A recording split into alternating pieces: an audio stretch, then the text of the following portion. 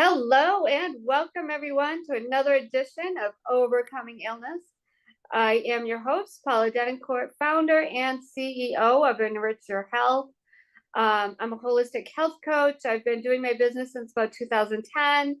I do one-on-one coaching, group coaching, speaking engagements, and now my own TV show. I help my clients stop living a life of pain and suffering by giving them simple, and I do mean simple, recipes that you can make for yourself. I suffered from multiple food allergies, and I know what it's like to have to eat dairy-free, gluten-free, nut-free, low sugar, all those types of things. So if you are trying to find recipes for yourself, please reach out to me. You can get in touch with me by Facebook Messenger, Instagram Messenger, my email info@enrichyourhealth.com, and that's ENRICHURHEALTH.com. You can text me at 508-330-9666. My goodness, 508-330-9965. And you can reach me that way. Anyway, so I've decided to do this show because there are people out there that need to get their stories out. People need hope. They need encouragement from what they're going through. There's people out there going through cancer, obesity, diabetes, Lyme disease, autoimmune issues, you name it. People out there that are going through things that they need your story to help them get through it. What did you do to help yourself? So we've done some amazing shows in the past. So go back and watch some of the replays. And please give Elevation TV Network some love. Go over to the YouTube station and like it, subscribe, like the videos. There's other people on there that are amazing. Go follow them. Follow them on Facebook. Again, it's Elevation TV Network. And you can follow my YouTube channel at Enrich Your Health, and that's again with the UR if you're listening. So enough about me. I do want to say a couple more things. One more thing. I am looking to partner with other practitioners. So if you have clients or patients that need recipes, that they've got food allergies, food sensitivities, I'm your girl. I can help you with that instead of letting them leave and try and find their own recipes everywhere. It can be a lot to weed through. I know they can get them, but there's a lot to weed out through the internet. I am looking for sponsors for the show. I am looking for people to be in my business spotlight. That means you get to be on all my platforms: Facebook, Instagram, TikTok, if you want, LinkedIn, all of that. And I've got thousands of followers. So if you want your business in the business spotlight, you can reach out to me for that. And last but not least, I offer business funding now. I've partnered with another company that offers business funding and some other business resources. So if you are not a startup and you're making more than $3,000 a month, been in business for 4 months or more, reach out to me if you're looking for business funding and we can talk about that. All right, enough about me. I am really excited to have my guest tonight. We have prophetess, pastor, author, and total wellness motivator, Shaquana Armstrong Dunham. She is the author of The Way I Died and How I Am Living Again, which highlights her journey of losing 200 pounds and having reversed her diagnosis of type 2 diabetes. Shaquana has inspired many people to start and stay on a weight loss journey.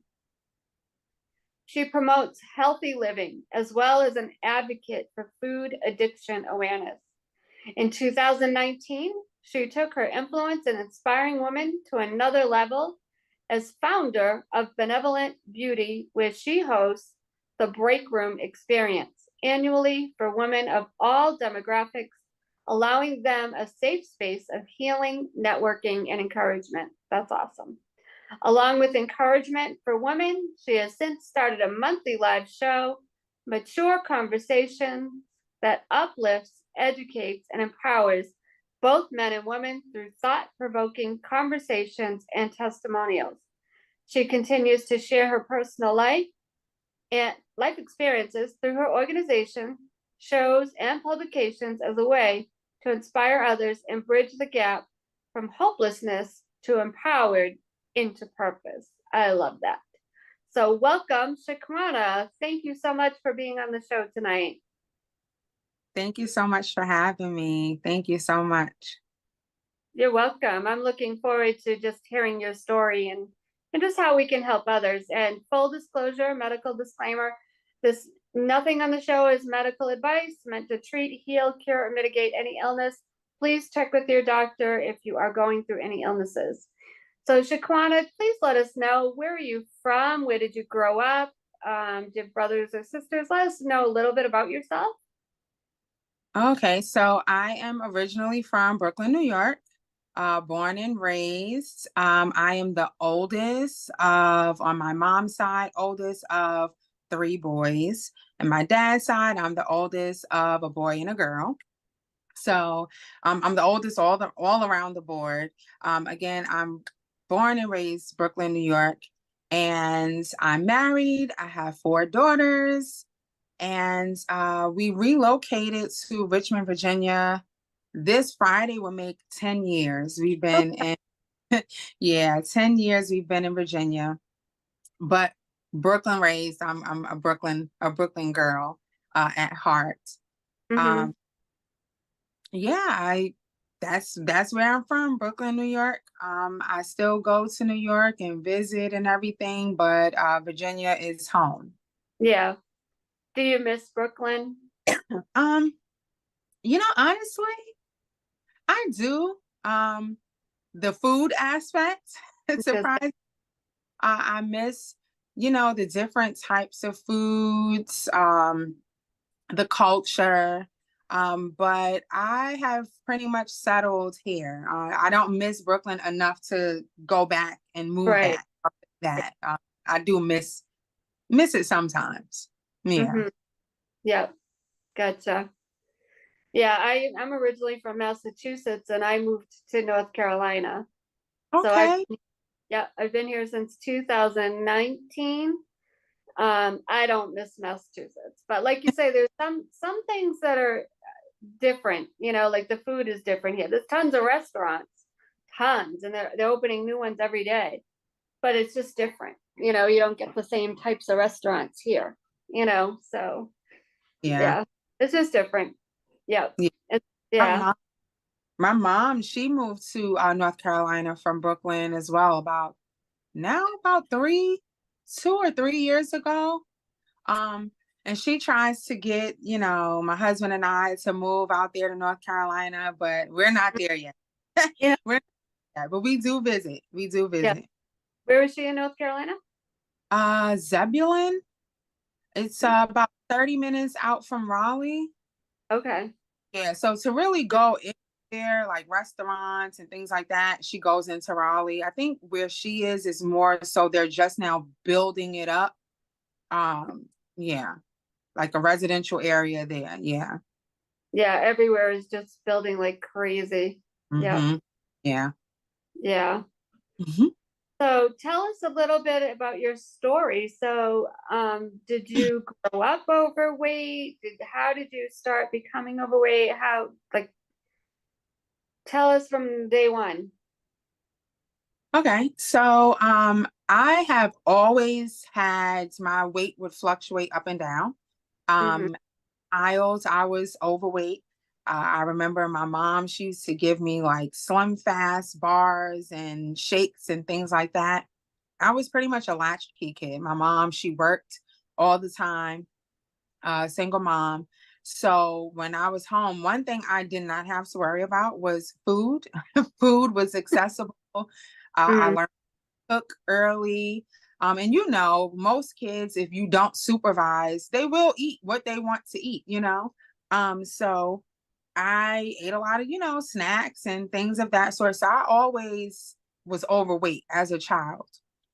Um, Even growing up into high school, I became a little bit more conscious, but I always struggled in the weight area.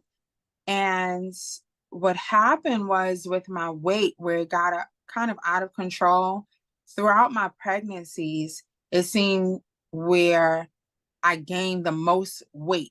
My first daughter, I gained 90 pounds with her.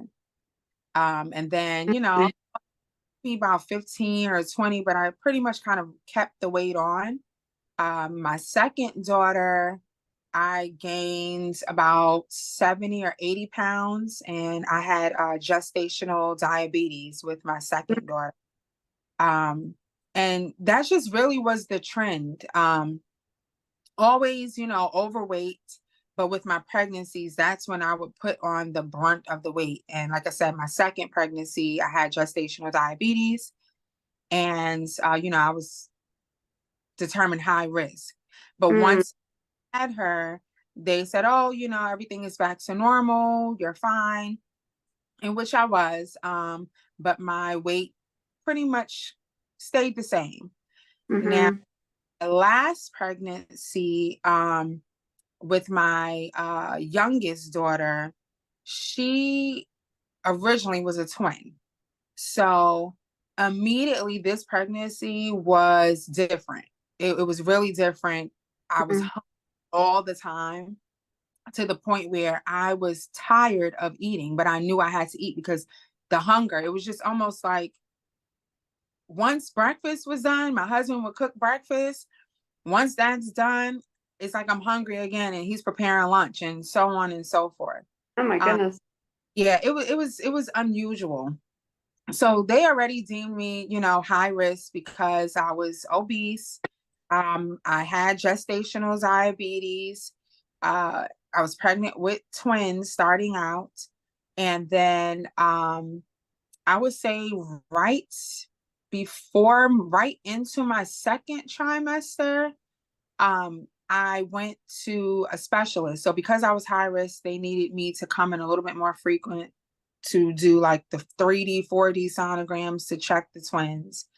And I went in, and the first time when they told me I was having twins, they saw two heartbeats and everything. They saw two sats. So when I went in the second time, you know, the sonographer, she was just checking around and feeling around, and they found, you know, baby A, but she just was checking around for baby B. And, you know, I can tell that something was wrong, because it took a lot longer.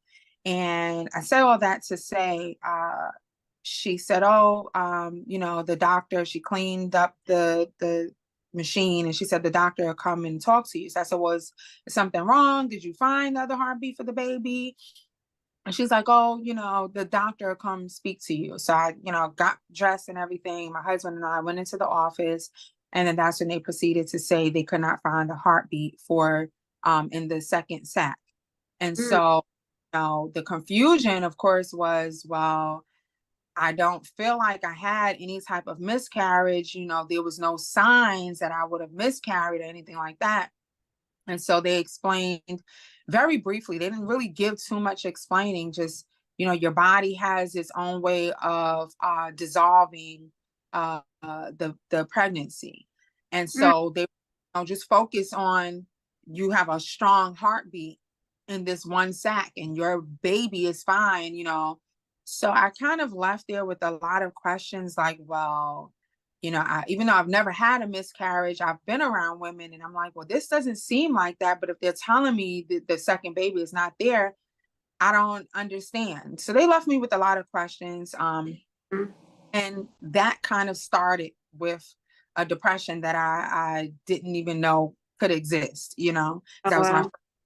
So fast forward to, because we were starting to prepare for twins, we were already looking to move out of the state of Brooklyn, New York. And Mm-hmm. because, you know, it's expensive, we already had children. He had a daughter from a previous relationship. I had a daughter, and then we had our daughter together. So we had three kids already, and then, you know, getting prepared for twins. So we said we were relocating to Virginia. And then once that happened, you know, we were just like, okay, we're going to continue on because we already started the process to move. Uh, I was a stay-at-home mom. My husband, he worked two jobs and went to school. I didn't have a driver's license at the time. So I didn't know how to drive. So I was home, you know, just taking care of home, taking care of the girls and everything. But I was depressed. I was by myself in a new state. I only knew one person, and the one person that I did know, I had only met maybe about a month prior to us moving. So it Mm. was just like telephone conversations. So I would just be home and I would eat and eat and eat. And of course, Uh, I was depressed. Um, at 28 weeks, I wind up going into early labor at 28 weeks, and I wind up having my last daughter early. So she was mhm. 3 she spent 45 days in the NICU, and Wow. was just every day was torture because I didn't know if I was going to be able to bring my baby home or not. Mm. Um, And then to make it worse, again, when you don't have that physical family support and unit, it was just very hard. We had the small children. My husband was at work all the time, and then school. I had no way of getting to and from the hospital. So I would literally depend on medical transportation that I was set up through my insurance to get me to the hospital. And so that gave so much it was so much adversity with that, because with the medical Mm. chance a lot of times they would be late, and I would Yeah. have back in time for my oldest daughter to get off the school bus, because again we had no family. So some days if they were too late to come pick me up, I couldn't go see the baby, because again my husband worked 2 jobs, so it was just really hard. So I would be calling all the time to make sure she was Mm. okay. Sometimes, no matter how tired he was, we would just drive up to the hospital just to spend a little bit of time. It was just a lot on me, and I fell into a very heavy, deep depression. Um, in conjunction with that, I had gestational diabetes, in which they told me once you have the baby, you'll be fine. They never, my GYN, my primary care doctor, they never monitored my glucose levels or my A1C after I had the baby. Wow. In conjunction with the depression, I'm I'm eating heavily, I can't get around, so I'm not really moving around. During that time while she was in the hospital, I was feeling a little off. Nothing in my mind made me think, oh, well, it may be something with your A1C or anything like that. I just felt bad. I was just down and depressed. So um, each day I just wouldn't feel that great. 45 days later, after I had my daughter, she was able to come home I had her at 2 pounds, 9 ounces. And by the time they said that she could come home, she was, I think, like right at 5 pounds or a little bit over 5 pounds. But Mm. thank God she had no bleeding on the brain. All of those things they would Yeah. check for. She was fine. They released her. And once she got home, it was like I felt worse and worse and worse, to the point where my daughter, I would have her hold the baby because it got so bad that I felt so weak. I was fearing that I would drop her. Um, I Goodness. was, yeah, it was bad. I Mhm. became thirsty. It was almost like I could not quench my thirst, to the point that I would walk around the house with a gallon of water, drinking, just continually drinking water. And it was just like my thirst just could not get quenched. I was just thirsty. I was, going to the bathroom a lot. Um, Mm. and it was just this one Sunday. I'm usually up before everyone. And it was this one Sunday morning. My husband woke me up and he's like, Shaquana, we overslept for church. And I was disoriented. My vision was blurry. And he's like, get up. We got to try to rush to get ready for church. Mm. And I tried to get up out of the bed, and I felt like I was going to fall. And I literally slid my body across the wall to get to the bathroom to use the bathroom. And at Wow. that, I just dropped. And my husband is like, what is going on? Okay, I'm going to take you to urgent care.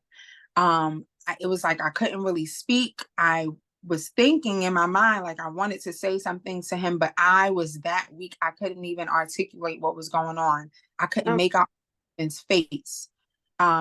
So that's when I think he got jolted to check my sugar, my blood, my glucose. We checked it.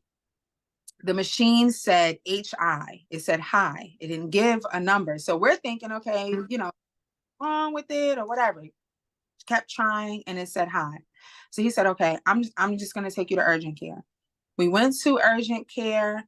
They tried to check. He let them know, like, oh, we know that sometimes she deals with her sugar levels when she was pregnant, but we checked the machine and it wasn't giving us a number. So they checked it and their machine gave high. It gave no number. And Wow. he said, call the ambulance. Mm. They were asking me questions. At this point, I was disoriented. I couldn't answer anything. And I Yeah. heard just say, call the ambulance. It was a blur after that. Oh, wow. I remember at the in the ER was I heard them checking it and it didn't give a reading.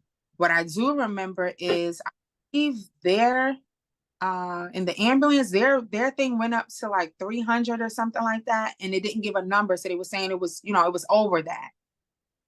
So when we got to the emergency room, they were asking questions. I honestly could not answer them. And that was the other thing. My mouth was so dry. It was like sandpaper. Like my Mm. mouth was like almost stuck together. I couldn't speak to them.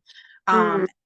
They tried their machine. Their machine did not give a reading to test my blood sugar levels. And I just almost faded out. All I remember is the last voice that I heard was, we need to get things going because she's slipping. Next thing you know, I remember waking up in a hotel room. I'm sorry, not a hotel room, the hospital room. Right, And right. um, they had me on an insulin drip around the clock, Mm. and in the hospital for almost 2 weeks. So I was suffering from diabetic ketoacidosis. And so at that time is when they explained to me that I had type 2 diabetes. Mm. And they were saying, oh, I was showing some signs of type 1, but I officially diagnosed with type 2 diabetes. And it was a really crazy time in the hospital, around the clock, insulin drip. They're, checking my sugar levels every hour, it seemed like, um, and I remember upon my discharge, I will never forget upon my discharge, when they come, the doctor gives you your last thing, they go over your chart and, aftercare treatments and things of that sort. The doctor looked me right in the face and she just flat out said, so you're not gonna change your habits. You're gonna continue to eat the way you eat and live the way you live. This is exactly what she said. You're gonna continue to eat the way you eat and live the way you live. You're gonna have type 2 diabetes for the rest of your life. This is the medicines that you will now be on. You will have to take metformin. I think it was Humalog. It was two insulins, the metformin, and some of the medication for liver protection because of the insulin that I was taking. Mm. You'll have to inject yourself, X, Y, and Z. She's just giving me the whole aftercare. And I was so taken aback at how just blunt she was and just matter of fact to tell me I'm going to have this for the rest of my life. And it was at that moment where something clicked off in my mind. And I said, I know God, and I am not going to let someone speak over me that I will have this sickness and this disease for the rest of my life. Amen I to that. I know God, and Yeah. I believe His report. I'm Right. not gonna let this stranger tell me and dictate to me and speak this over my life. And Yeah. so after I left the hospital, I said, I have to make these changes. There is no way. And the embarrassment and the shame that I felt when, my children would follow me in the kitchen And, they were curious of what I was doing. And I would send them out the kitchen because I had to inject myself with the insulin. Mm, I didn't like the feeling, and that was right. enough to keep me going. Like, you don't want to live like this, then, trying to find that balance of not letting your blood sugar go too low. Then I would have those type of episodes where if I'm not eating the right time, and it was just this whole math and method that I had to go through. Mm, Then would get too low, then I would get disoriented, and it would disrupt things. And then even sometimes during service, it's like I became a distraction sometimes. And I'm like, now it's to the point where this is happening, and now I'm being a hindrance to other people around me, you know? Um, so I said I have to change some things. So I got connected with the nutritionist, and I started to learn things that I should not eat, things that I should eat, healthy sugars, things that break down into sugar, and mhm. carbs and starches and all of those things. So I really, and again, I was a stay-at-home mom. So it's not like I had a job to tend to at the time, even though being a mother is a full-time job. Yeah, absolutely. Yeah. So I really dived into studying myself along with the materials that was given to me about what I should eat, what I shouldn't eat, the times, things of that sort. So I told my husband, the gym at that time was one of the things I stayed away from. All And right. Yeah. yeah, at Yeah. that my husband, by that time, I think he was just working now at that point, one job, but he was still going to school. So he had a little bit more free time once the baby came home, but he would go to the gym, and that was his thing. But I told him, I said, I think I want to start working out. He's like, well, I love you anyway, but if you're telling me you want my help, then I will help you. But know that I'm going full steam ahead because you said you wanted help. And my husband trained me. So we started going to the gym together. I say about maybe about 4 times a week, if I'm not mistaken. Sometimes it would be twice a day if he had the Mm, time. wow. Yeah. And so by changing my eating habits at first and going to the gym, and of course, some of those medications will have you to lose weight. I lost 70 pounds on my own. Now, one thing I will say is, That's uh, awesome. thank you, thank you. One thing I will say is I share with people that it took great faith when I did leave the hospital because nope, I have to go back and tell this part of the story before I share this. So I lost 70 pounds with the gym, changing my diet and things of that sort. And so with that, the doctor monitored me. He said, your A1C has come down some. You're doing good, but you're still not in the clear. You still have to take these medications. And so he proposed to me about having weight loss surgery. So he said, well, if you have, this weight loss surgery, this will increase your chances of not having diabetes anymore. Now, this increases your chances, but that doesn't mean that you will get rid of it, but I think that you're a good candidate. So I struggle with that thing. I'm like, oh, is this of God? You know, God Yeah. is it God be pleased with this, and those type of things. And I said, you know what?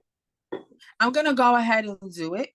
And we'll see what happens. So now this occurred between 2014 is when I had my youngest daughter. And now around this time, it's about 2016. And so I had gastric sleeve in January of 2016. Oh, Now, wow. this is where the great faith came in because 2 weeks prior to the surgery, they said, do not take any of your diabetes medication. You had to come off all medications that you were on two Mm, weeks prior. So of course now you have to come off what they told you have to rely on. mm. And I said, okay, well, I mean, they know what they're saying, right? Because they're going to cut me open and do what they're going to do. Right. Um, Never explained that once I had the surgery, that I wouldn't go back to taking it just yet. So once I had the surgery and they discharged me and they were like, oh, you are not going to take the insulin, you're not going to take the metformin, you're not going to take any of these things for a while, and we'll see. It's not like the diabetes just automatically went away. My A1C was still high. I still had type 2 diabetes. So this Mhm. is where faith came in. And I said, God, you see that I have been faithful, right? I have been faithful. And, this is not an end all be all, but I'm asking you to do a big thing and meet me where I am, to not have to go back on it.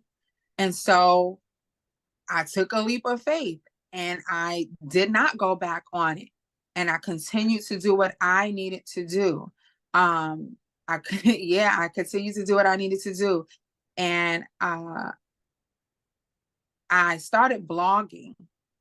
At the time, I was friends with someone who was an author, and we talked over, the time, and she knew that one passion that I had at a younger age was writing. I had a love for writing, but I hadn't written in a long time. And she's like, "Oh, well, I'm going to start a blogging challenge, and I want you to enter it." So I said, "Okay, I don't know. We'll see. What's the blogging challenge?" She goes, "So every day you have to blog about whatever you want to blog about. You can Mm. one topic, or you can blog about being a stay-at-home mom. You can blog about whatever." Right. And I prayed and I asked God, lead me to what you want me to write about.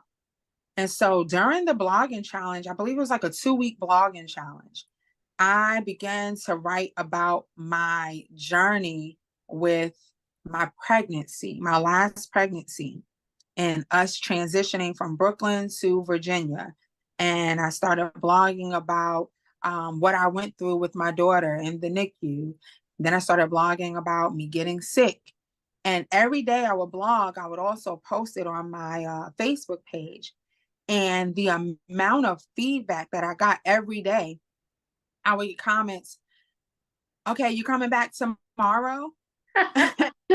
This is Yeah. good. This is almost like a book. Are you going to share something tomorrow? And I'm like, yes, because I'm doing a challenge.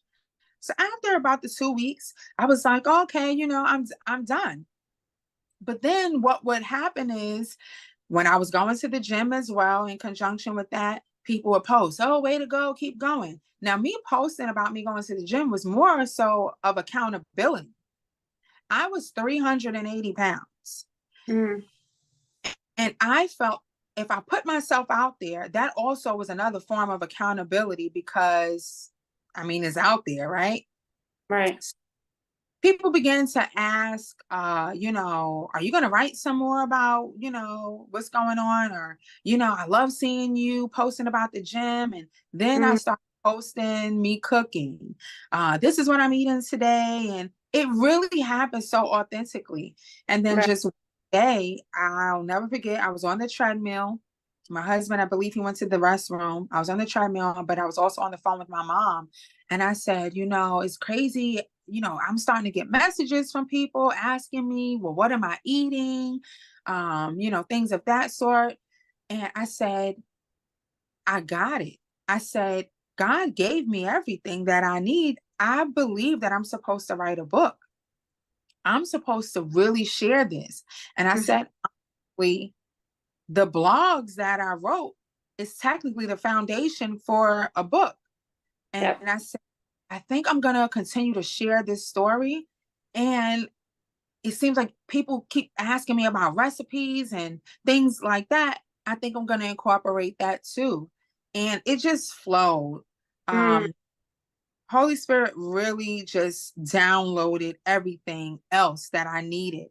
So I turned my blogs into a book and I expanded on that. And so that's how I came up with my book, The Way I Died and How I'm Living Again. So I Mm.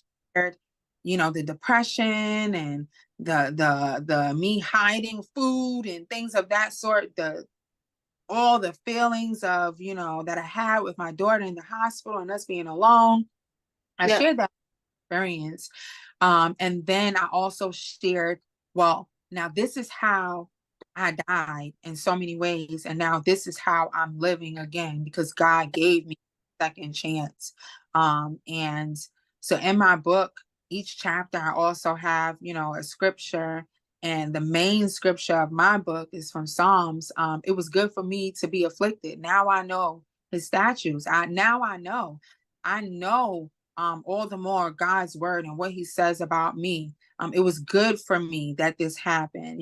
During that time, I felt like, God, why are you allowing this to happen? Like, Mm, yeah. I'm I'm a good person. Why did you allow me to lose one of my babies? And why did you allow us to go through all of this when we decided to take a leap of faith and move? And when you go through a lot in that moment, sometimes you forget all that God has already done, and you Mm, question why he has you going through those things. But once I came out of it, it was all good for me, and it was all for my good and the good of right. those who are me, my voice. And um yeah, that's how my book came about. And then Mm-hmm. I started going live, and I had like a little cooking show at the time, and I would, Yeah.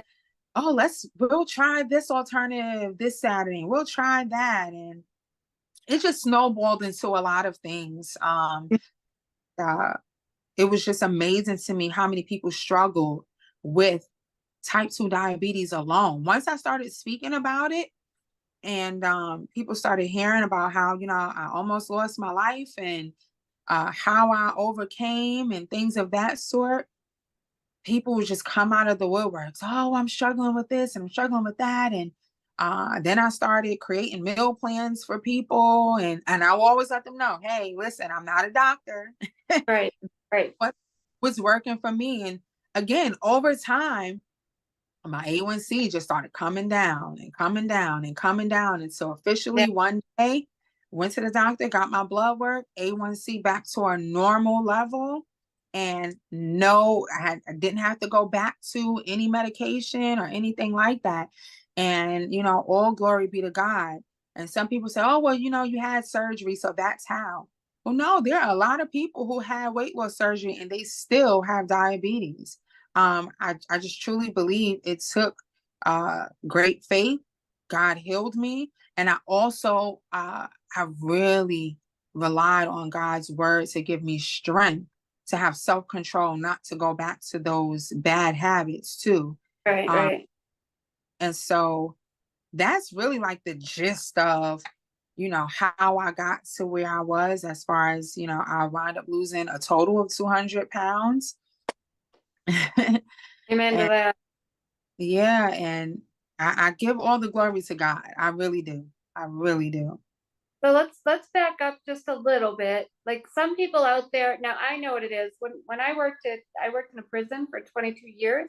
There Wow. were several people that had weight issues. So they had gastric bypass surgery. Some of them had the sleeve.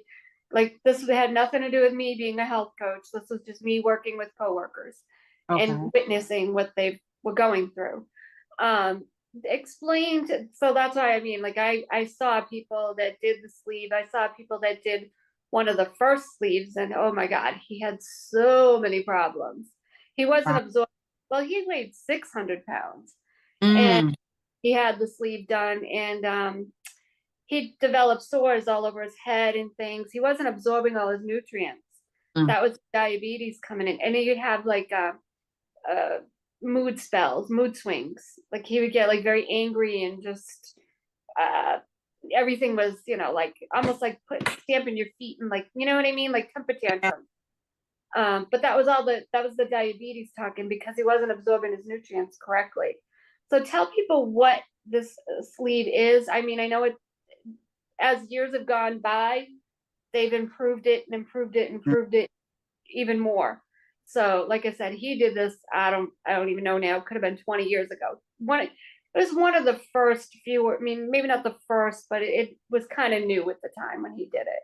So, tell people what that means so they understand. Like, what is that? Okay. So, again, 2016, I had gastric sleeve, and that is basically they cut Hmm. 70, 80% of your stomach pouch. And they Okay. call it, because once they do it, it kind of looks like a sleeve, almost like a banana, kind of that shape. Yeah. And they call it a sleeve because it looks like a sleeve. I don't know. I don't see how, but Yeah. so they literally cut 75 to 80% of your stomach. They don't do anything to your intestines for the gastric sleeve. And so that's what they did. And so that basically uh keeps you it restricts you basically. You Yeah. cannot but so much food at a time. And now as far as the absorbing nutrients, that is a big thing, which is why for the rest of your life, you are told that you have to take multivitamins, Yes. um, B12, what is that, vitamin D, and Hmm. that is a necessity Yeah. because you're able to consume as much food, you're not going to get as much nutrients as you would if you had your normal stomach. Right. Right. And so that's what I did. And of course, like anything, it still takes discipline. So a lot of people, they'll have the sleeve and they'll gain all of their weight back. And Yeah. please, I mean, backtrack. I lost 200 pounds to where it was like I look like a totally different person. Yeah. Now, from 2016 throughout the pandemic and stuff, I put a few pounds back on, but not nearly as, what I was before, Right. 300 Right. pounds, 380 down to my lowest, which was 180. Um, so now in a year ago, I did have a revision to a bypass, but it wasn't for weight loss purposes. It was because, as you said, some people have complications. Thank God, the only complication I had was I developed severe acid reflux. Yeah. Um, That's yeah, yeah. so almost like my chest was on fire all the time. So it was Oof. hard for me to function. Or I would wake up with projectile just acid, fluid coming from me. And so they were like, well, we can give you the bypass and that will get rid of it. So basically, a lot of people, if you never suffered from like heartburn or acid reflux before the sleeve, a lot of people you develop it, which of course they didn't tell me that from the beginning. Yeah. They're not good. Yeah. Yeah. If you did suffer from it previously, a lot of times you would no longer have it. So for me, that was a struggle I didn't have before I got sleep. So yeah, over the years I developed that. So I did Mm. have a year ago to bypass, in which that really didn't do much of weight loss, but thank God I do not deal with the acid reflux anymore. So it did what it was supposed to do. Good. Yeah. Yeah, and so what I will say is now with the bypass, you definitely have to take vitamins because you get even less nutrients with that because with the bypass, they actually take out a portion of your intestines and then Mm. they reconnect it so that the food goes straight to your stomach rather than through the whole system of your intestines. So you really don't absorb as much nutrients. So it is imperative that you take your vitamins. Um, and so again, where a lot of people are like, oh yeah, that's a shortcut. It actually complicates things a little bit more because you have to be more conscious of your health because of that. Mm. And so I thank God though that the main thing was I can still say that there's no more diabetes. Uh, Hallelujah. Yeah. yeah, yes, all glory to God. Yeah. No medication, A1C is normal, That's uh, awesome. and that's it. Because again, I know some people who have had surgery and they still, you know, deal with diabetes. They still have to take whether it's pills, they might have graduated from having to take insulin to just pills or what have you. But I thank God that I haven't had to do any of it. anymore. I have to share something with you and the audience. I taught this class in Boston. It was Urban College of Boston, something like that. And they were all like African American, Latino, maybe even Portuguese or something like that, but very uneducated when it came to health and nutrition. Totally uneducated. Very much had health issues like pre-diabetic or diabetic, high blood pressure. So I was teaching it with another person. One person was a chef. I was the nutrition person. So we decided to show the movie Reverse Diabetes in 30 Days.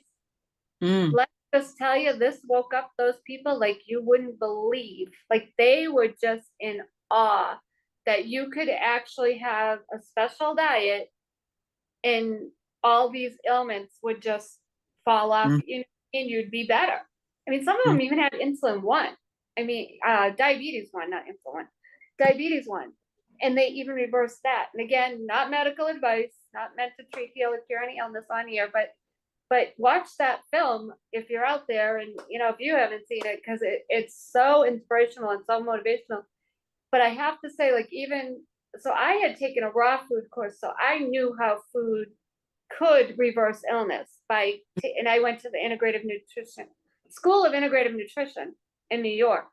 So I knew, and from studying, I knew how food could reverse illness. But when you really watch it, like step by step by step, each person, what they would, I mean, it was eye-opening for me, but to watch it in their eyes, like it just blew me away. It really blew me away. And I'll give you another example. There was another woman there. She was from Haiti. And just like I said, just like we know here in America what is healthy. We just don't do it. Yeah. You know what I mean? These Yeah. people didn't know. They didn't learn it. They really were clueless.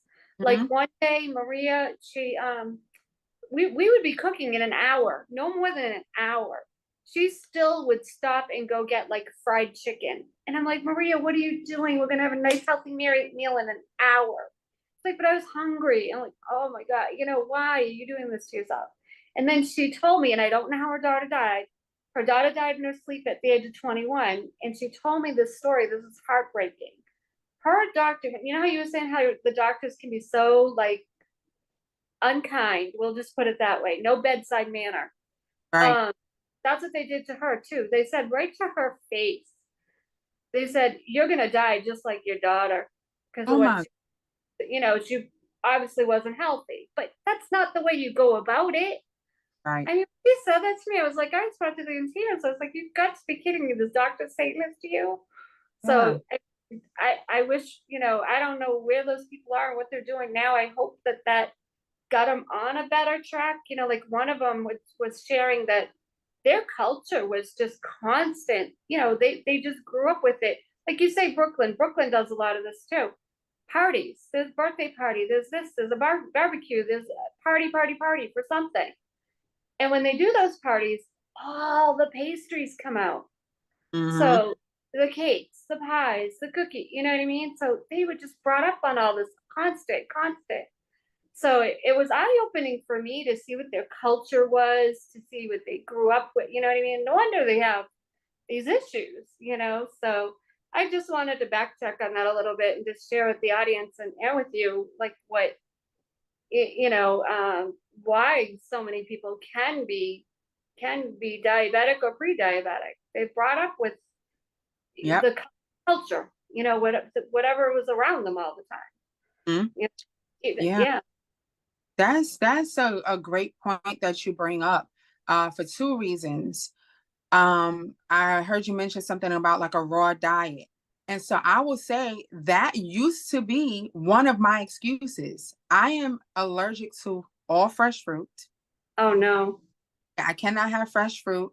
Even if it's like frozen fruit, I can't eat it. The No. only I can have is like canned fruit. That's it. But who really wants not the same?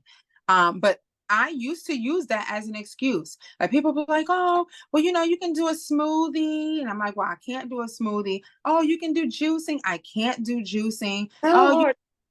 And I used to say, I'm destined to be fat. It was meant for me to be fat my whole life because I'm allergic to all the things that are good for you. But if Mm, you really want to make a change and you really want to do something, you're going to find a way. And that's yeah, why the nutritionist like, oh, well, you can have this serving of that. And I'm like, okay, well, I can't have that. I'm allergic to that.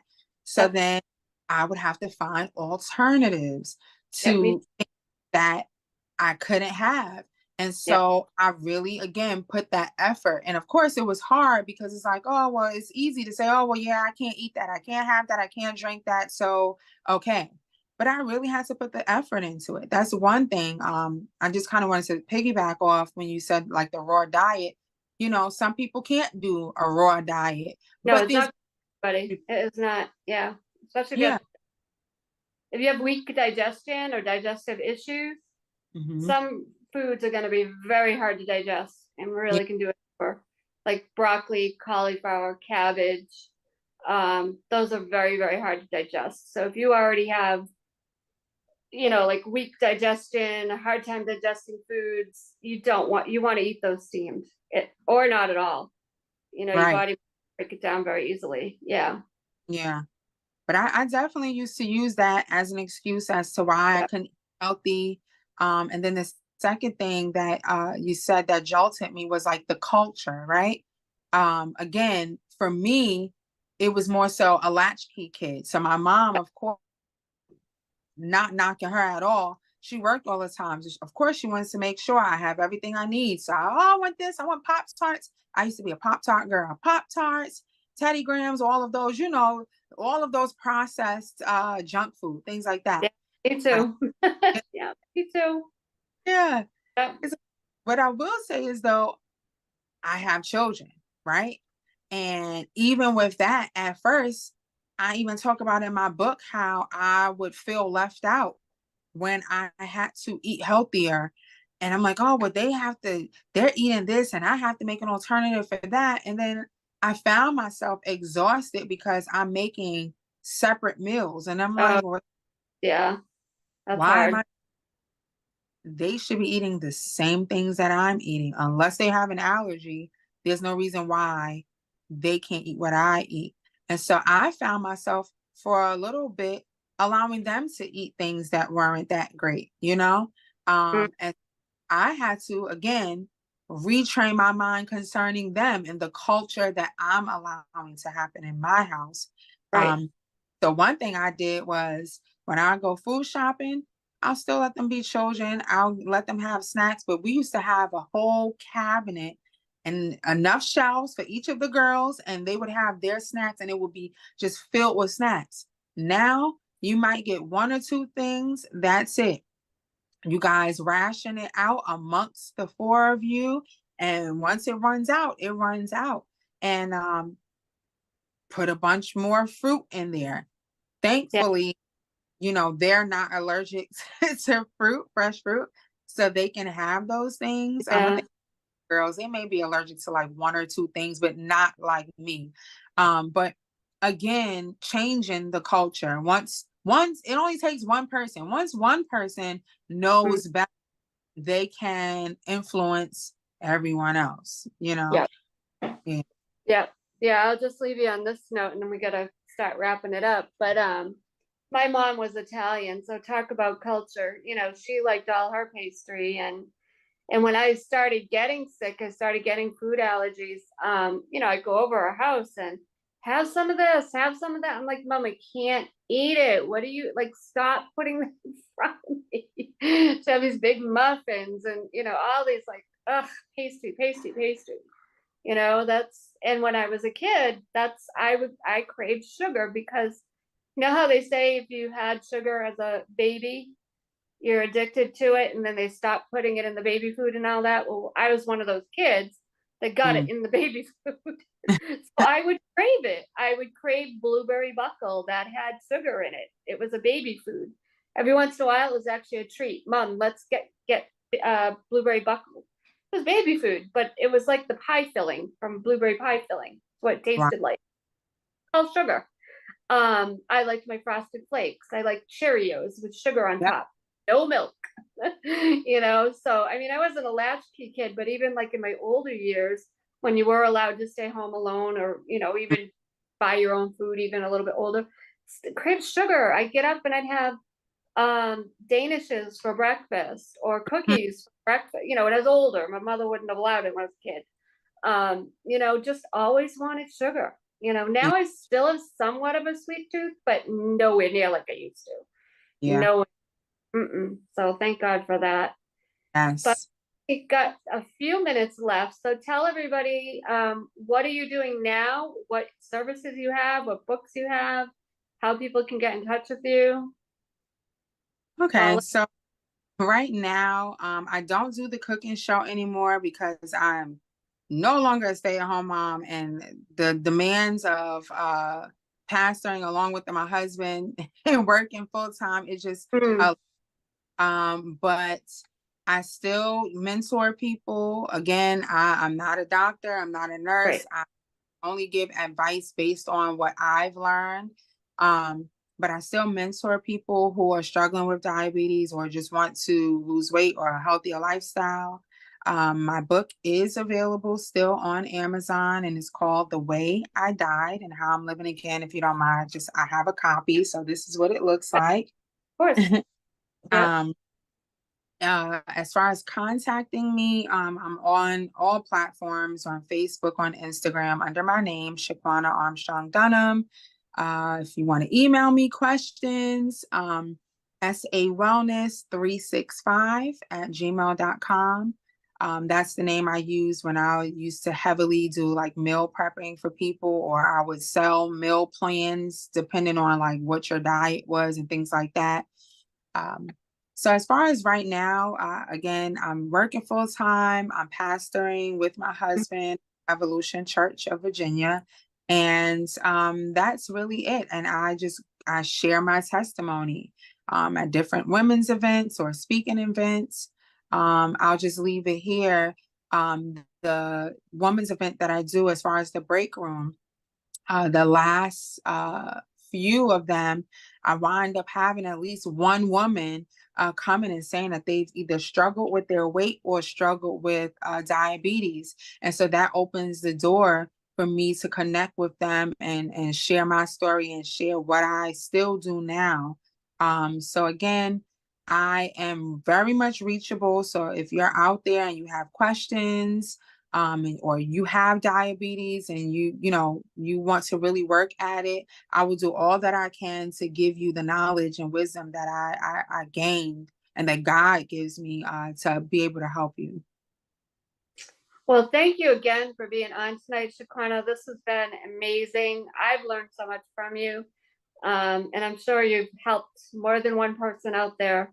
So thank you for sharing your story and just being raw with us and real with us. I think you'll probably help a lot of people by sharing your story and continuing to share your story. In fact, I just did a conference called No Longer Broken, and they're going to do it again in August. It's here in North Carolina. So if you're interested in being a speaker at that, I'll give you the information. It's through, you might even know of her, Pastor D. Forbes. It's through her. She was in Maryland. Now she's just moved to North Carolina, but she's going to be bouncing back a bit. And she's going everywhere with that, the No Longer Broken conference. So yeah, so you might want to be a speaker for that. She's looking for speakers, so you might want to think about that. So I'll give you the information. Okay. So anyways, with that, I'm looking for sponsors for the show. I'm looking for you. I'm looking for guests for the show. If you've overcome an illness, or maybe you're a mom, a spouse, doctor, practitioner, apostle, pastor, we need you for the show. People need your stories. They need your inspiration, motivation. So please reach out to me at info@enrichyourhealth.com, or you can message me on Facebook, Instagram, if you're interested in that, or even being in the business spotlight.